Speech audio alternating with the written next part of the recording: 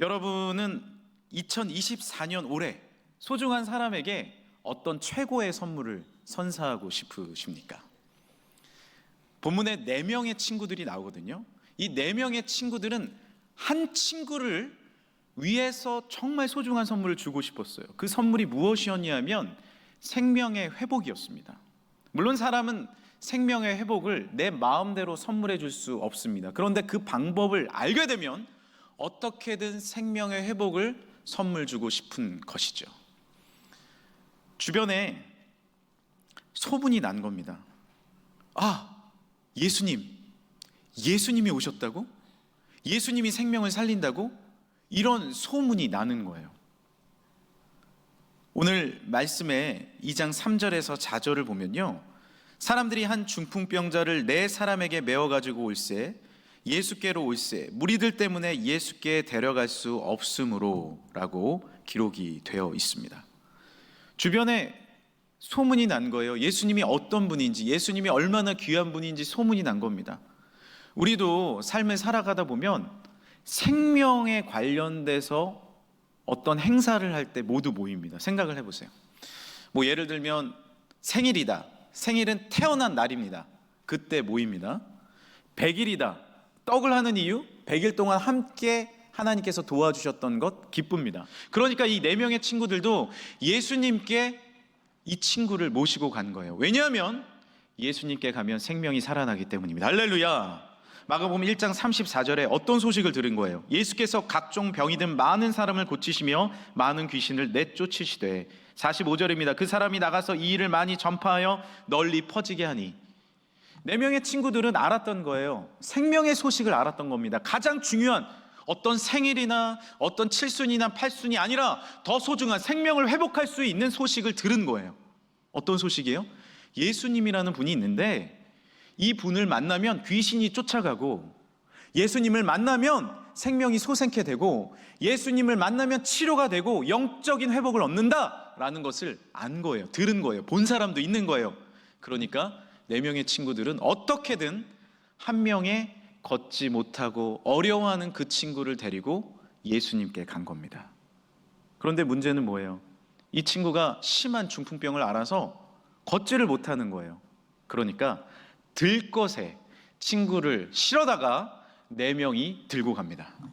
여러분, 4명이 한 명을 들고 간다 쉬울 것 같습니까? 그렇지 않습니다. 저는 그렇게 들것을 많이 들어봤기 때문에 더 잘합니다. 군대에서 의무병을 하면서 훈련을 할 때, 실제로 환자를 운반할 때 들것을 들었습니다. 아마 운구를 하신 분이 있다면, 장례식에 운구를 하신 분이 있다면 그것이 쉽지 않다라는 것을 알고 계실 거예요. 4명이 한 명을 들고 갑니다. 그러면 어떤 일이 일어나죠? 만약에 오르막길을 올라간다, 그러면 앞에 사람은 더 높이 들어줘야 돼요. 아니죠. 앞에 사람 더 낮게 들어줘야 되죠. 뒤에 사람이 더 높이 들어줘야 돼요. 아마 반대로 하면 환자가 미끄러질 겁니다. 잘 옮기려다가 환자가 떨어져서 골절상을 입는 경우도 있어요. 그만큼 4명이 한 명을 든다? 쉬운 것이 아닙니다. 그리고 그 한 명이 무게가 많이 나가신다? 더 힘들어요. 저는 계단도 올라가 봤고 언덕도 올라가 봤고 내리막길도 내려가 봤습니다. 쉬운 일이 결코 아닙니다. 게다가 예수님 당시의 마을은요, 지금처럼 아스팔트 길, 고든 길이 아닙니다. 울퉁불퉁합니다. 조심해야 돼요. 어려운 일입니다. 우리도 한 명을 예수님께 전도하는 그 일, 절대로 쉬운 일이 아니죠. 또 한번 생각해 보십시오. 우리 가정도요, 이런 들것을 옮기는 일을 심리적으로 수시로 하고 있어요. 예를 들면 가정에 사춘기에 아이가 있다, 학생이 있다. 그러면요, 할머니, 할아버지, 엄마, 아빠, 주변의 사람들이 조심스럽게 들것을 들고 다닙니다. 그렇지 않아요? 수험생이 한 명 있다. 아주 힘듭니다.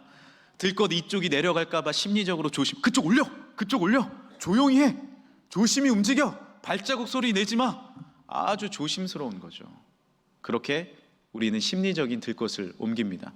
아이들이 컸어요. 그런데 엄마가 갱년기가 와요. 엄마 눈물 흘릴라. 야, 조심해. 아이들이 이제는 장성해서 조심스럽게 들것을 옮깁니다. 그런데 아빠 순서도 옵니다. 아빠가 연세가 드시면 여성 호르몬이 나와서 드라마 보다가 훌쩍훌쩍 돼요. 그러면 주변의 가족들이 조심조심 아빠를 운반을 합니다. 이것이 우리가 살면서 심리적으로 드는 들것이에요. 그만큼 한 명을 잘 인도하는 길 쉬운 일이 아닙니다. 게다가 영혼을 살리는 일 쉬운 일이 아니에요. 조심스럽게 우리가 운반을 해야 합니다. 그런데 이 4명의 친구들에게 더 어려운 산과 같은 일이 주어졌어요. 예수님께 나왔는데 3절에서 4절입니다. 무리들 가운데 데려갈 수 없으므로 그 계신 곳에 지붕을 뜯어 구멍을 내고 중풍병자가 누운 상을 달아내렸다라고 기록이 되어 있죠. 집에 왔어요. 겨우겨우 메고 온 겁니다. 그런데 사람이 너무 많아. 예수님 만나려고, 생명의 근원 되신 예수님 만나려고 너무 많아서 들어갈 수가 없는 거예요. 여기까지 왔는데 포기하기 이릅니다. 최고의 선물을 친구에게 주고 싶은데, 생명의 회복을 주고 싶은데, 그래서 어떡합니까? 지붕 위로 올라가는 거예요. 생각을 해보세요. 거기 위에 올라가려면요, 들쳐매고 올라가는 겁니다. 그리고 지붕을 뜯으려면요, 거의 4명이 다 올라가야 돼요. 생각을 해보십시오. 예배를 드리는데 갑자기 위에서 두두두두둑 소리가 나요. 드릴로 위를 뚫어. 그러면 중간에 계신 분들은 여기 대피하셔야 돼요. 예수님은 그 안에서 말씀을 전하고 계셨거든요. 말씀을 전하고 계셨는데 너무 황당하고 당황스러운 거죠. 위에서 친구들은요, 어떻게든 예수님 만나게 해주려고 끈을 양쪽 들것에 메고 달아내립니다. 참으로 이런 일이 어디 있습니까? 의무병이었던 저도요, 이런 일은 해본 적이 없어요. 그런데 왜 이런 일까지 했을까요? 생명이 소중하기 때문이에요. 지금 우리도 들것을 메야 합니다. 소중한 사람들을 위해 어떻게든 심리적인 들것이든 실제적인 노력이든 우리는 들것을 메야 합니다. 주님께로 영혼을 인도하는 길은 결코 쉽지 않아요. 평생 노력을 해도 되지 않는 경우들이 있어요. 제가 아는 분도 아버님을 전도하려고 했습니다. 아버님을 어떻게든 예수님 만나게 해드리고 싶었어요. 안 되는 거예요. 10년, 20년, 30년, 40년 안 됩니다. 어머니는 평생 기도하셨어요. 딸은 애교를 떨어봅니다. 아들은 아버지에게 종용도 해보고 권면도 해봅니다. 되지 않아요. 그러다가 포기할 때쯤 아버지가 70세가 훌쩍 넘어서 교회에 오신 분이 있어요. 최선을 다해서 들것을 옮기는 겁니다. 최선을 다해서 마음 다하여 애쓰는 겁니다. 그때 주님이 일하실 줄 믿습니다. 저도 고등학교 때 예수님을 만나고 나니 너무 기쁨이 넘쳤어요. 전에 없었던 샘솟는 능력과 은혜가 있는 것입니다. 그러니까 어떻게 해요? 전도를 하는 거죠. 제가 제일 친한 친구를 전도하고 싶었어요. 그 친구에게 다가가서 교회 가자고 합니다. 안 들어요. 1학기가 지납니다. 2학기가 다 지났어요. 작전을 짭니다. 친구들과, 믿는 친구들과. 그 친구가 지나갈 때 우리 교회 어떤 여학생이 참 예쁜데 이러면 관심을 좀 가져. 될 것 같은데 또 안 돼요. 계속 안 되는 거예요. 그 친구 가방에 주보를 넣고 가방을 움켜쥐고 기도를 합니다. 그런데 2학기가 끝날 때쯤 그 친구가 이렇게 얘기하더라고요. 너희 교회 한번 가줄게. 가준대요, 그냥 한번. 그래서 제가 한 번만 와주라. 겨우 부탁하고 구걸해서 친구가 왔습니다. 그렇게 한 주 왔어요. 그 한 번이 2번이 되었고, 그 한 주가 한 달이 되었고 1년이 되었습니다. 그리고 지금은 안수 집사님으로, 또 어떤 친구는 목사님이 되어서 하나님께 영광 올리고 있습니다. 할렐루야. 우리는 왜 들것을 메야 합니까? 지붕 위로 왜 올라가야 합니까? 다른 이유 아닙니다. 생명의 예수님께 나오면 살기 때문에 그렇습니다. 언덕을 왜 넘어야 합니까? 개울을 건너야 합니까? 왜 들것 높이를 서로 맞춰서 노력해서 지붕 위에서 내려야 합니까? 왜 교회로 인도해야 됩니까? 다른 이유가 아닙니다. 이곳에 참된 생명과 회복이 있음을 믿으시길 바랍니다. 예수님을 만날 때 참된 구원을 얻는 거예요. 사도행전 16장에 이런 말씀 있지 않습니까? 이르되 주 예수를 믿으라. 그리하면 너와 내 집이 구원을 얻으리라. 할렐루야. 우리는 모두 구원을 받아야 될 대상들이에요. 마음속에 죄책감을 갖고 있어요. 평생 풀리지 않는 숙제를 갖고 살아갑니다. 내 마음에 이 죄를 어떻게 할까? 내 마음에 어떻게 하면 진리를 만날까? 내가 진짜 행복은 무엇일까? 진짜 구원은 무엇일까? 그리고 수많은 현대인들은 마음의 질병을 갖고 살아갑니다. 풀리지 않는 숙제가 평생 이 마음에 있는 거예요. 그런데 주님을 만날 때, 나를 만나신 이를, 나를 만드신 이를 만날 때 주님께서 우리에게 놀라운 축복과 은혜를 주십니다. 이 성경책은 어떤 말씀이에요? 우리의 평생의 말씀의 설명서와 같은 거예요. 이 설명서를 읽을 때, 이 성명서를 우리가 알 때 나의 삶에 풀리지 않는 숙제가 해소가 되는 것입니다. 참된 구원을, 참된 평안과 기쁨을 어떻게 경험할 수 있습니까? 예수님께 나올 때, 오직 예수 그리스도에게 나올 때 큰 축복과 은혜를 누리게 될 줄 믿으시길 바랍니다. 4명의 친구들이 지붕 위로 친구를 옮기는 그 시간에 예수님은 그 안에서 말씀을 전하고 계셨습니다. 그런데 제가 말씀드렸지만 황당한 그 일이 벌어졌을 때 예수님은 당황하지 않으시고 그 앞으로 가시는 거예요. 그리고 이렇게 선포하십니다. 예수께서 그들의 믿음을 보시고 중풍병자에게 이르시되 작은 자야 내 죄사함을 받았느니라. 할렐루야. 잘 보세요. 누구의 믿음이래요? 그들의 믿음이라고 합니다. 우리는 생각합니다. 우리는 구원을 받을 때, 우리가 예수님을 만날 때, 우리가 새로워질 때 나의 믿음, 한 사람의 믿음으로 변화된다고 이야기를 하고 그렇게 생각을 합니다. 그러나 예수님은 뭐라고 말씀하세요? 달아내리는 그 모습을 보시면서 내려온 그 사람뿐만 아니라 4명의 친구들을 바라보시면서 이렇게 말씀하시는 거예요. 그들의 믿음을 보고 말씀하시는 거예요. 죄사함을 받았다 말씀하십니다. 할렐루야. 우리 교회에는 그 많은 친구들이 야구를 하고 있어요. 그 야구부에 있는 친구들이 많이 있습니다.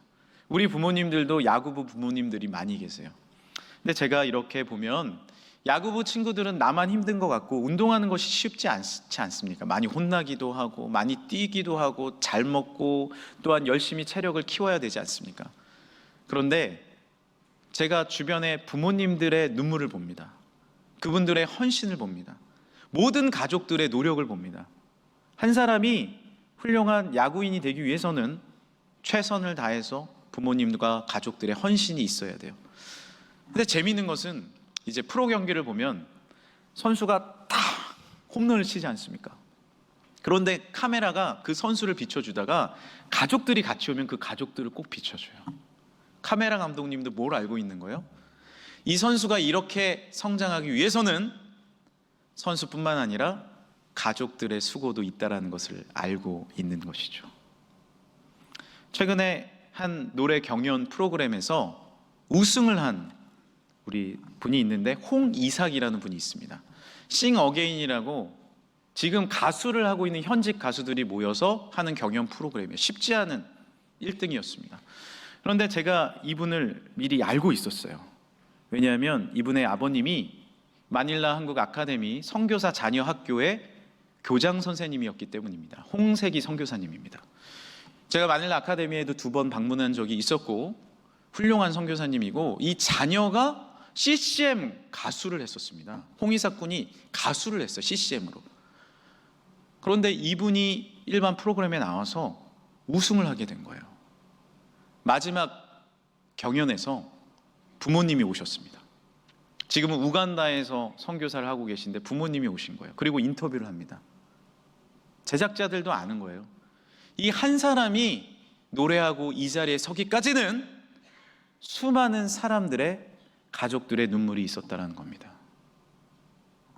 하물며 우리 주님은요 알고 계십니다. 한 사람의 변화가 그냥 이루어지지 않는다는 것을 알고 계세요. 우리 부모님들이, 우리 가족들이, 전도하신 지인들이 들것을 매는 수고, 눈물의 수고, 달아내리는 수고 모두 알고 계시며 격려하시는 줄 믿습니다. 우리를 위해 기도하시는 그분들, 내가 기도하는 여러분의 수고 주님이 알고 격려해 주십니다. 그런데 이 말씀에 한 가지 의아한 점이 있어요. 사실은 내려온 그 환자도 그렇고 4명의 친구들이 진짜 원한 것은 무엇입니까? 병 고침이었어요. 우리도 교회에 나온 지금 여기에 앉아 계신 수많은 우리 성도분들도 바라는 것이 있습니다. 직장의 문제, 자녀의 어려움, 또한 나의 건강의 문제, 실질적인 삶의 여러 가지 숙제들을 안고 오셨습니다. 그리고 우리가 기도를 하죠. 그런데 주님은 그렇게 최선을 다해서 달아 내려온 우리들을 향해서 뭐라고 말씀하는지 아십니까? 너 죄사함을 받았다 말씀하세요. 아니 주님, 저는요 이런 직장에 문제가 있는데요. 아니 너 죄사함 받았다. 아니 주님, 저 이런 건강에 문제 있는데요. 아니 너 죄사함 받았다. 이렇게 말씀하시는 거예요. 왜 그렇습니까? 그 죄사함의 문제가 가장 중요한 핵심의 문제이기 때문에 그렇습니다. 제가 한 연예인 분을 알고 있었는데 그분이 이제 활동을 다 마치고 사업을 시작하셨어요. 그런데 이제 평생 노래만 부르시다가 사업을 시작하니 잘 됩니까? 잘 안 되는 거예요. 많은 투자를 했는데 해결이 되지 않는 거예요. 방법이 없어서 교회에 나오신 겁니다. 교회에 나와서 열심히 예배드리고 열심히 찬양하고 내 이 문제 좀 해결해 주세요 하는데 뭔가 잘 안 되는 것 같아요. 그런데 어느 날 주님 앞에 예배드리며 주님을 바라보는데 주님이 이 마음속에 두드리시기 시작합니다. 그리고 말씀하세요. 너 죄사함을 받았다. 이렇게 고백합니다. 주님, 하나님, 제가 죄인입니다. 맞아요. 제 인기만 원했습니다. 제 욕심만 채우기를 원했습니다. 하지만 나를 위해 돌아가신 예수님 바라보지 못했네요. 주님, 용서해 주세요. 저의 가족과 이웃을 바라보지 못했네요. 저는 죄인입니다. 눈물 뿌려 회개했어요. 그리고 삶의 자리로 돌아가 보니 놀라운 일이 벌어진 거예요. 이 죄사함의 확신이 주어지니까 밤에 잠을 이룰 수 없었는데 사업의 문제가 해결된 것도 아닌데 쿨쿨 잘 잤다는 거예요. 자고 일어납니다. 행복해요. 기쁨이 넘쳐요. 그러니까 직장에서도 가정에서도 열심히 살아가게 됩니다. 행복하게 됩니다. 직장의 문제가 해결되는 거야. 사업의 문제가 해결됩니다. 하나님께서 놀랍게 실제적인 문제도 붙잡아 주신 줄 믿습니다. 이것입니다. 전통 유대인들은 토라의 10계명 외에도 613가지의 전통과 율법을 강조합니다. 613가지나 돼요. 하지 말라는 게 365가지, 하라는 게 248가지. 너무 많아요. 예수님의 제자들도 전통의 방법대로 손을 씻지 않으니까 옆에서 율법학자들이 얘기하는 거예요. 왜 전통 안 지키냐? 그러나 예수님은 그런 율법학자들에게 뭐라고 얘기하는지 아십니까? 마가복음 7장입니다. 무엇이든지 밖에서 사람에게로 들어가는 것은 능히 사람을 더럽게 하지 못하되 사람 안에서 나오는 것이 사람을 더럽게 하는 것이니라. 무슨 말씀입니까? 내 안에 죄가 해결되지 않고서는, 내 안에 죄책감과 내 안에 문제가 해결되지 않고서는 다른 것의 문제가 해결함을 받지 못한다는 거예요. 이것이 핵심이에요. 613가지의 방법으로도 영생을 얻을 수 있는 것이 아닙니다. 우리가 풀어야 될 문제, 우리가 해결해야 될 것들 세보세요. 너무 많아요. 600가지가 넘을 수도 있습니다. 하나하나 맞고 하나하나 뜬다고 되는 것이 아닙니다. 그러나 내 안에 10년 가운데 예수 그리스도의 평안과 구원의 은총이 임하였을 때 그 모든 문제가 해결함을 받는 줄 믿으시길 바랍니다. 주님의 사랑입니다. 십자가의 은혜예요. 구원의 은총입니다. 그 은총이 우리 가운데 임해야 하는 것이죠. 우리는요 명의를 찾아가요. 아마 충북에도 명의가 있으실 겁니다. 폐암의 명의, 피부과의 명의, 안과의 명의 다 있습니다. 그런데 명의를 찾아가면 뭐라고 이야기합니까? 3개월 기다리세요. 6개월 기다리세요. 아니 무슨 나 진료받으러 왔는데 그렇게 오래 기다리라고요? 그런데 수많은 사람들이 기다려요. 왜 기다릴까요? 그분은 핵심을 알고 있기 때문에 그렇습니다. CT만 봐도 뭐가 병인지 알아요. 어디에 약을 써야 되는지 알아요. 해결되지 않는데 수술을 통해서 고칩니다. 그게 명의예요. 진짜 명의는 누구세요? 우리 삶을 변화시키고 놀라운 축복과 능력과 은혜를 주시는 명의는 누구십니까?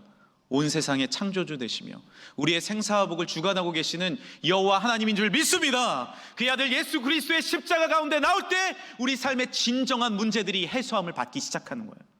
거기서부터 행복과 능력이 주어지는 줄 믿으시길 바랍니다. 주님께로 이제 우리는 들것을 메고 나의 사랑하는 사람을 모시고 와야 해요. 왜냐하면 예수님이 진짜 명이시기 때문에 그렇습니다. 나의 소중한 그 사람을 예수님께 모시고 옵시다. 최고의 장소는 어디입니까? 예수님을 바라볼 수 있는 곳, 예수님을 통해 제사함을 받을 수 있는 곳, 이곳 교회입니다. 교회로 나오셔야 합니다. 오늘부터 시작되는 2024년 전반기 전도를 통해서 모두 죄사함을 얻고 사랑하는 한 사람을, 그 소중한 한 사람을 주께 인도하는 올 한 해가 되길 간절히 소망합니다. 이제 말씀을 마치도록 하겠습니다. 어린이 찬양으로 설교를 마무리할까 합니다. 제가 11년 전에 기타를 들고 찬양을 하고 있었어요. 하나님 앞에 찬양으로 예배를 드리고 있었는데 주님께서 제 마음에 물으시는 거예요. 너 받은 많은 선물 중에 최고의 선물이 뭐니? 라고 물으시는 거예요. 최고의 선물이요? 자녀인가요? 교회인가요? 가족? 내가 속해져 있는 일터? 내가 받은 선물? 찾아보다가 아니구나. 최고의 선물은 예수님이구나. 예수님이 내 마음에 오시니까 가족과도 행복할 수 있고, 예수님이 내 마음에 오시니까 사역을 기쁨으로 감당할 수 있고, 예수님이 내 마음에 오시니까 생명이 살아났고, 할렐루야! 예수님의 십자가가 있으니까 내가 기쁨을 얻었구나 라는 것을 깨달았어요. 그래서 곡을 쓰고 노래를 붙였습니다. 그것이 앰프렌즈 11집에 수록된 최고의 선물입니다. 오늘 저 친구들이 왜 성가대 가운을 입고 저기 앉아있나 궁금해하셨을 텐데, 이 노래를 오늘 같이 하나님 앞에 영광 올려드리려고 해요. 하나님 앞에 최고의 선물, 우리 친구들과 같이 찬양하겠습니다.